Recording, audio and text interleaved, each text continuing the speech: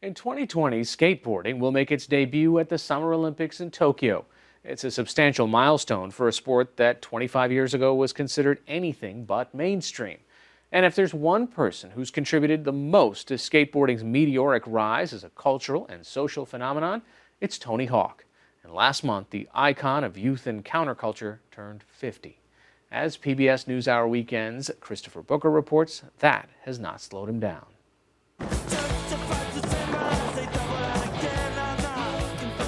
About 2 months before his 50th birthday, Tony Hawk set out to revisit 50 of the tricks he has invented or pioneered during his 41 years as a skateboarder. Everything from the finger flip to the 540 ollie. But it was just after landing the 49th trick, the 720, when he found himself flying toward a pole.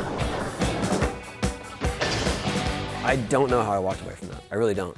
And I do remember distinctly, as I was flying through the air, my first thought was, I can't believe I'm not gonna finish this video.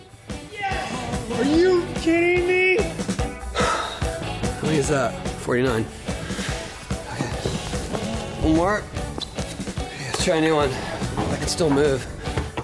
When you grow up as a skateboarder and you're used to enduring injuries of some sort, that becomes your mindset, and it's more like, I wasn't so concerned for my health, I was more concerned with finishing the project I had started.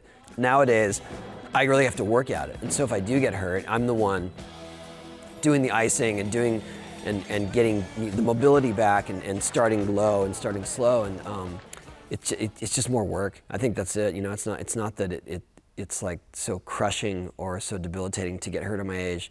It's just a lot more effort to get back out there. I don't do yoga. I don't work out, but perhaps I should. To sit down and talk with Tony Hawk about how someone is able to do this at the half-century mark is as much a conversation about longevity as it is a conversation about creativity, motivation, and the resonance of a career that started before he was old enough to drive. Come on, here he goes. I was very lucky that my dad was supportive of me choosing skating when almost every other friend of mine, their parents did not want them skating. They thought it was a bad influence, they thought it was a waste of time, they thought it was too dangerous. And I was the youngest of four kids, and so by the time I came around, my parents had lived through the 70s with my older siblings, and it was more like, just whatever keeps him busy, whatever, just let him go. In 1982, at 14, he became a professional for the California-based Powell Peralta Skateboard Company. Part of a group called the Bones Brigade, he helped propel skateboarding to the mainstream throughout the Reagan years. As skateboarding's popularity grew, so too did the contest circuit. Competing from California to Toronto, Hawk dominated it, winning 3 national titles by the time he was 18.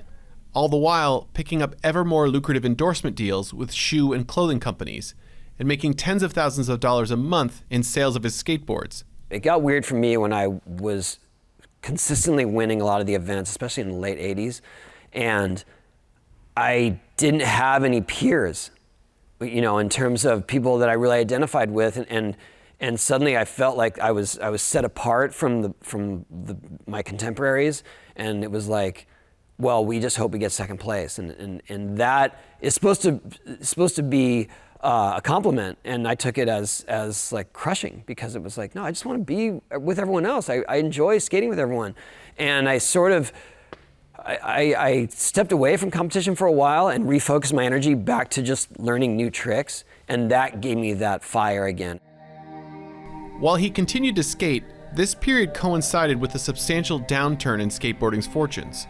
Sales of skateboards and skateboard clothing plummeted, and Hawk's royalties virtually evaporated. The early 90s were tough for sure. I had just started a family.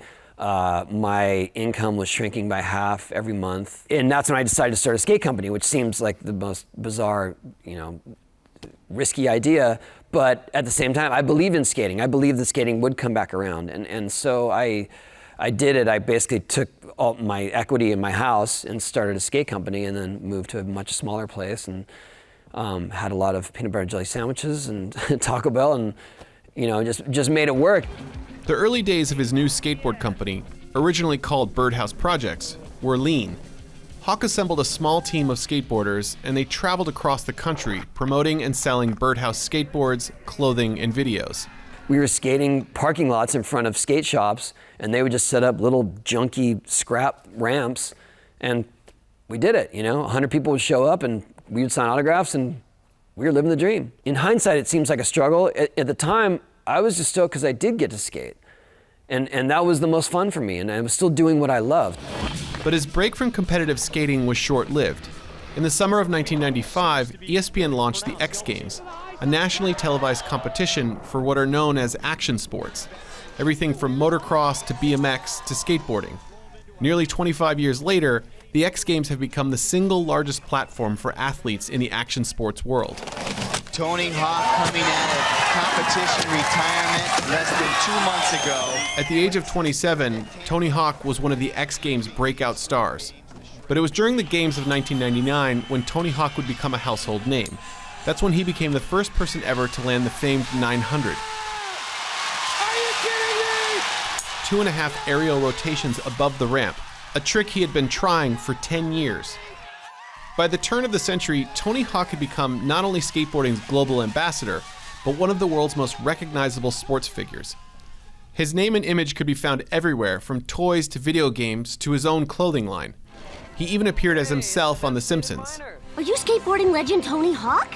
That's what my business cards say. And the crowds that came to see him kept growing. All the while, skateboarding continued to evolve. Now, your eldest son is a professional skateboarder as well. How do you think his career differs now at his age from when you were his age? For him, he doesn't even have to compete because we're in the age of social media and video and photos, and people just want to see what you're producing if they're interested in your skills. 2 years ago, his son, Riley, was photographed skateboarding in a drainage ditch outside of San Diego. He was skating through the ditch, then jumped on top of a pipe that sits 8 feet above the ground. It was the same pipe his father was photographed skating under 30 years earlier.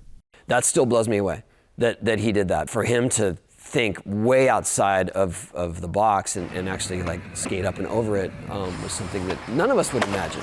But with everything he has done, Hawk says the thing he is most proud of is the Tony Hawk Foundation. The foundation has helped build nearly 600 skate parks across the country, from inner-city neighborhoods in Los Angeles and New York to Native American reservations in Montana and North Dakota. An estimated 6 million people use the parks each year. But there's a photo that hangs in Hawk's office that perhaps offers a more thorough portrait of just how far skateboarding has traveled in Tony Hawk's 50 years. It shows a young boy learning to leap into the air along with his board. It's a skateboarding trick called the ollie, and it's one of the first moves any skateboarder learns. But this isn't Baltimore or Seattle, it's Ethiopia. That's one of the coolest skate photos I've ever seen. Yeah. It's just the whole thing. He's in rubber boots and traditional garb and learning to ollie. Yes, amazing. To me, that's one of the most exciting elements of the growth of skateboarding is that it will be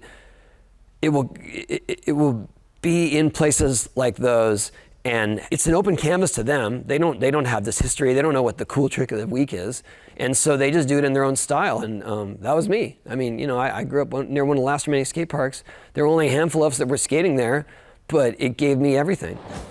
And even at 50, after all the contests, accolades, and broken bones, he says that feeling is still there.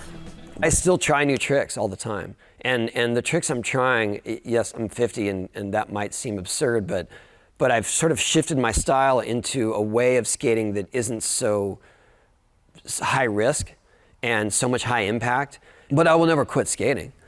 I mean, maybe even in 10 years, you'll just find me carving around in my backyard. Yeah. Maybe not on camera, but that's where you'll find me.